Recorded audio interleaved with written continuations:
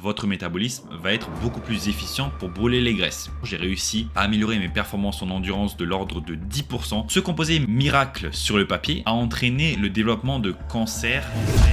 Salut tout le monde, j'espère que vous allez bien. On se retrouve aujourd'hui pour une nouvelle vidéo sur la chaîne. Aujourd'hui, on va parler de l'un des composés les plus populaires dans le monde pour l'amélioration des performances en endurance. Et c'est également l'un de mes composés préférés, c'est la cardarine GW50 1516. Dans cette vidéo, on va parler de l'histoire de la cardarine, des études cliniques qu'on a à l'appui et également de ce que je pense de ce composé pour que vous preniez des décisions éclairées en ce qui concerne votre santé et vos besoins pour votre transformation physique personnelle. Avant de commencer la vidéo, je souhaitais juste faire un petit disclaimer pour vous dire que je ne suis pas médecin et toutes les informations que je donne dans cette vidéo, c'est uniquement à visée de divertissement et d'information et non pour quelconque recommandation à prendre de ces produits. Je déconseille fortement l'utilisation de ces produits, donc voilà, n'utilisez pas ces produits, les SARMs, etc. Ce n'est pas pour usage humain, uniquement à des fins de recherche scientifique.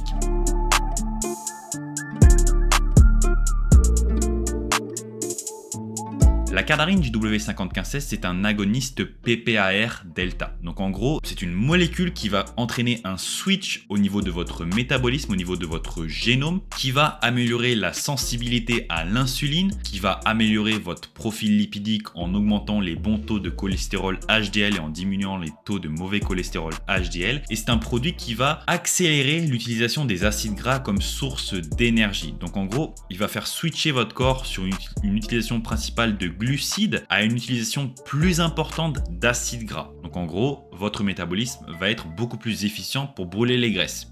Il va brûler les graisses préférentiellement aux glucides, même lors d'efforts sportifs. Également, c'est un produit qui va augmenter l'activité des mitochondries, donc leur possibilité à produire plus d'énergie. Également, un aspect de la cardarine, c'est qu'il va entraîner un switch au niveau de votre typologie musculaire, c'est-à-dire que vos cellules musculaires de type 2, les cellules rapides, vont avoir tendance à se transformer en cellules musculaires, en fibres musculaires de type 1, donc fibres lentes. Donc ceci peut être un désavantage, notamment pour les athlètes de force qui nécessite d'avoir une proportion importante de fibres rapides, mais ça peut être potentiellement bénéfique pour les athlètes d'endurance. En ce qui concerne mon expérience personnelle avec la cardarine, j'en ai utilisé la première fois lorsque je faisais du cyclisme. J'en fais toujours aujourd'hui, mais de manière beaucoup moins rigoureuse et importante. À l'époque, j'en faisais peut-être 10 à 15 heures par semaine et je peux vous dire que l'utilisation de la cardarine a été vraiment un plus.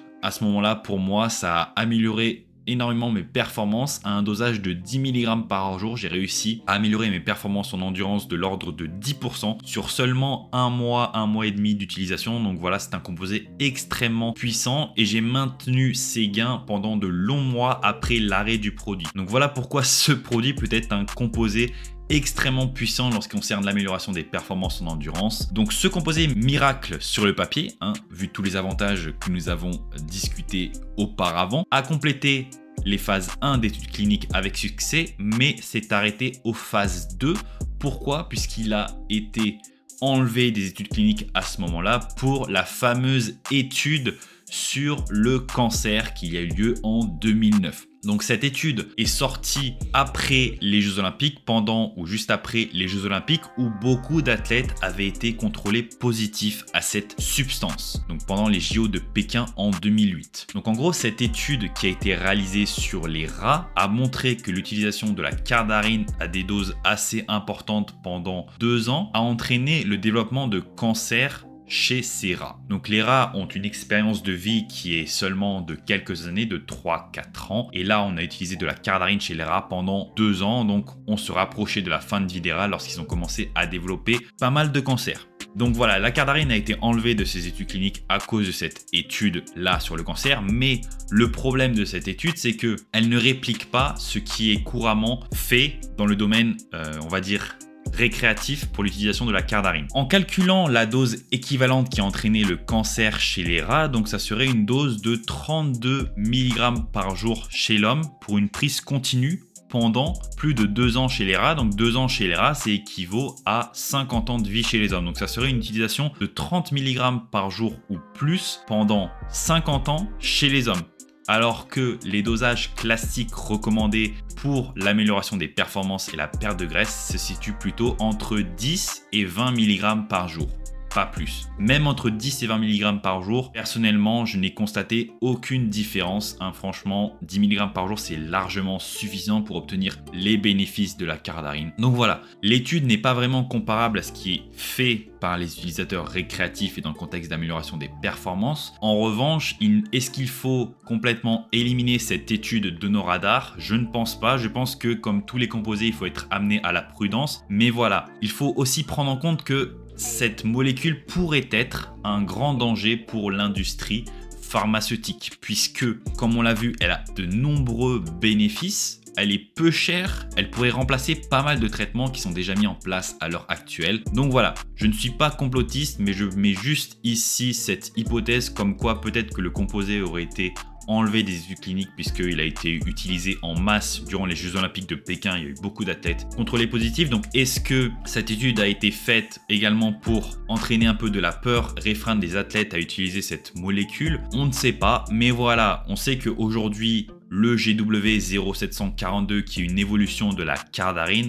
donc en gros super cardarine, a été mis sur le marché, donc des études cliniques pour justement remplacer la cardarine, mais en fait c'est exactement la même molécule, juste avec un petit changement pour qu'elle soit de nouveau acceptée dans le domaine clinique et médical. Donc on verra cette fois-ci est-ce que le GW0742 sera ou non enlevé des études cliniques comme la cardarine l'a été fait auparavant. Mais si on regarde l'ensemble des études cliniques qui étudient les agonistes PPAR delta comme la cardarine, donc ces molécules sont extrêmement intéressantes et auraient même en plus des avantages comme on l'a vu pour améliorer la sensibilité à l'insuline, améliorer la perte de graisse, l'oxydation des graisses, améliorer les taux de bon cholestérol. Ces molécules peuvent avoir également des potentiels anti-cancer. Ils ont des propriétés anti-cancer, ça a été prouvé dans de nombreuses études sur les agonistes PPAR delta. Donc voilà, c'est un peu bizarre puisque d'un côté on a beaucoup d'études qui montrent que c'est des produits extrêmement bénéfiques et qui peuvent avoir même un effet protecteur contre le cancer, parce qu'on sait que le cancer se nourrit principalement au glucose, et donc voilà, ça pourrait avoir un effet bénéfique à ce niveau là, puis à plein d'autres endroits je pense, avec voilà, également pour le diabète etc, la sensibilité à l'insuline. Et d'un autre côté on a uniquement une étude qui a été faite sur des rats sur 2 ans à une prise de équivalente à l'homme de plus de 30 mg par jour pendant 2 ans. Donc voilà, est-ce que c'est vraiment cohérent? Pas forcément, j'en ai déjà parlé dans ma première vidéo sur la cardarine, mais voilà, on va pas épiloguer là-dessus pour l'instant. Je présente juste ce qui a été fait dans les études cliniques. Cependant, la cardarine, voilà, pour ceux qui ont peur, la cardarine peut être utilisée seulement sur des courtes périodes, juste pour fixer vos taux de cholestérol. Donc comme on l'a vu avec l'utilisation de SARM ou de stéroïdes anabolisants, vous allez avoir une diminution du bon cholestérol HDL et une augmentation du mauvais cholestérol LDL. La cardarine peut fixer ces effets donc en faisant l'inverse, en augmentant vos taux de bon cholestérol HDL et en diminuant vos taux de mauvais cholestérol et LDL. Donc ça peut être extrêmement intéressant juste pour cet aspect ici et également pour rétablir la sensibilité à l'insuline, donc notamment avec un produit type MK677 qui a tendance à diminuer la sensibilité à l'insuline. J'ai personnellement un rapport anecdotique d'un athlète qui a utilisé plus de 50 mg par jour de cardarine pendant 1 an et il n'a eu aucun problème. Après, on ne peut pas se fier uniquement sur une personne pour établir des faits. Mais voilà, toutes les personnes qui ont utilisé de la cardarine, je pense, ça fait quand même pas mal de temps, depuis 2005, quelque chose comme ça, à peu près 20 ans, presque 20 ans d'utilisation de la cardarine, on n'a pas eu de retour comme quoi des gens seraient tombés à cause du cancer avec la cardarine. Donc voilà, après, c'est pas une conclusion qu'on peut tirer, mais juste pour remettre un peu de l'ordre dans les choses. Selon moi, la cardarine est un excellent produit. Les rats meurent généralement en fin de vie de cancer sans utiliser de la cardarine. C'est la cause de mortalité la plus importante chez les rats, le cancer. Donc est-ce que la cardarine a causé le cancer directement ou alors est-ce que les rats avaient un cancer qui était en développement? Donc c'est un peu le rapport de causalité. C'était pas forcément la cardarine qui a causé le cancer, mais ça on ne le saura pas puisqu'il n'y a pas eu de nouvelles études qui ont été faites depuis. Selon moi, 20 mg par jour c'est largement suffisant, c'est même plus que nécessaire. Je dirais qu'à 10 mg par jour, on peut avoir d'excellents résultats, notamment sur l'amélioration des performances en endurance. Moi, personnellement, quand j'ai utilisé la cardarine, j'ai uniquement utilisé 10 mg par jour sur ma première prise et c'est là où j'ai eu les meilleures améliorations des performances en endurance. Bien sûr, il faut le coupler à un entraînement en endurance adapté. Après, pour la perte de graisse, peut-être que 20 mg par jour sera supérieur à 10 mg par jour, mais il n'y a pas tant de différence que ça entre les deux doses. Donc voilà. La cardarine également, un effet assez insolite de la cardarine, c'est qu'il pourrait également améliorer votre endurance sexuelle. Donc c'est-à-dire que la cardarine peut vous permettre de durer plus longtemps au lit avec votre partenaire jusqu'au point où ça peut être difficile d'atteindre le climax avec votre partenaire. Ça, je l'ai expérimenté personnellement. Donc la cardarine peut vous aider à durer plus longtemps à ce niveau-là si ça vous intéresse. Donc je mets juste cette information ici, mais c'est ce qui est couramment rapporté avec la cardarine. Donc pour ceux qui ont des problèmes d'éjaculation précoce ou voilà, qui souhaiteraient durer plus longtemps au lit, peut-être que ça peut être un atout. Voilà pour la cardarine. L'effet le plus, je dirais, gênant de la cardarine, c'est qu'il va convertir vos cellules musculaires, donc rapides, je vous ai dit auparavant les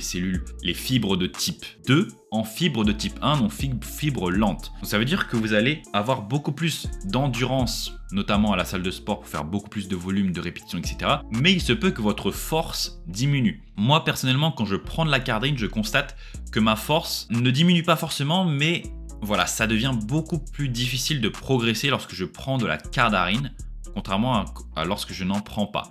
Mais par contre, au niveau des performances en endurance, là, ça détruit tout. Franchement, c'est vraiment un truc de malade, ce produit. Mais voilà, ça peut avoir cet effet néfaste de comme ça convertit vos fibres de type 2 en fibres de type 1 et vous perdez un petit peu en force au profit de l'endurance. Mais voilà, selon vos objectifs, c'est pas forcément néfaste. Après, peut-être que s'il y en a qui font du powerlifting ou du sprint, des choses comme ça qui nécessitent vraiment ce punch, peut-être que ça peut être un effet néfaste. Moi personnellement, quand j'utilise de la cardarine, je ne ressens plus la fatigue. À l'entraînement, j'ai beaucoup moins d'acide lactique que d'habitude, notamment en cyclisme. Quand j'en ai utilisé, c'était vraiment un truc de fou. Franchement, c'était le jour et la nuit. Mais voilà, également la salle de sport, entre les séries, je récupère beaucoup plus vite. Voilà, donc c'est vraiment un produit qui est fait pour améliorer votre endurance. Et en améliorant votre endurance, vous allez avoir une plus grosse dépense énergétique si vous faites de l'activité. Enfin, ça va vous pousser à faire plus d'activité et donc brûler plus de calories. Mais l'effet brûle-graisse de la cardarine, il est vraiment intéressant lorsque vous combinez ça avec une activité d'endurance, vraiment. Lorsque vous utilisez la cardarine seule, vous n'allez pas forcément avoir une perte de graisse phénoménale, bien que il y aura une perte de graisse. Mais voilà, vraiment, si c'est combiné à du cardio, ça peut être extrêmement intéressant pour brûler du gras plus rapidement. Quel look vous pouvez obtenir avec la cardarine? Alors là, pareil, pour ceux qui souhaitent avoir de l'esthétisme avec de la cardarine, ça va pas être un look plein, congestionné, ça va être plutôt un look assez plat, mais assez sec. Mais vous n'allez pas avoir les muscles remplis, les muscles congestionnés. Donc ça va être vraiment un look plutôt typé athlète d'endurance. Donc quand vous voyez un athlète d'endurance qui s'entraîne, un look assez sec, mais pas un look congestionné de bodybuilder.